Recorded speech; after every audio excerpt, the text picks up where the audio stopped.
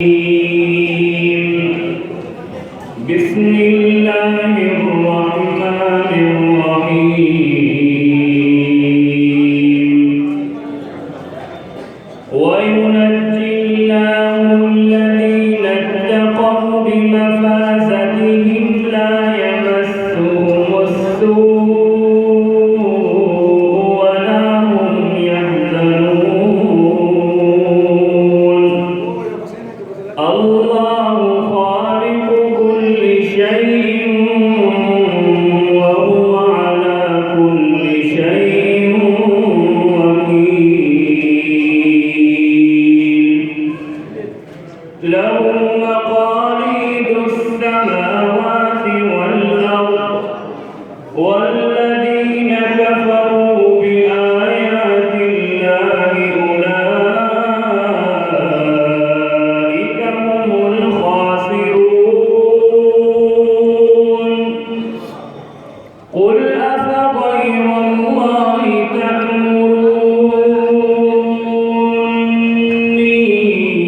تأمروني أعبد أيها الجاهلون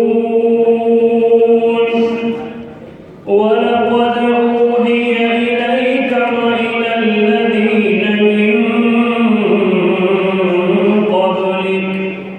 لئن أشركت ليحبطن عملك ولتكونن من الخاسرين بل الله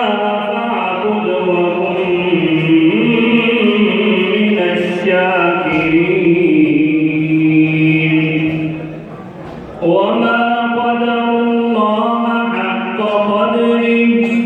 والأرض جميعا قبضته يوم القيامة والسماوات مطويات بيمينه سبحانه وتعالى عما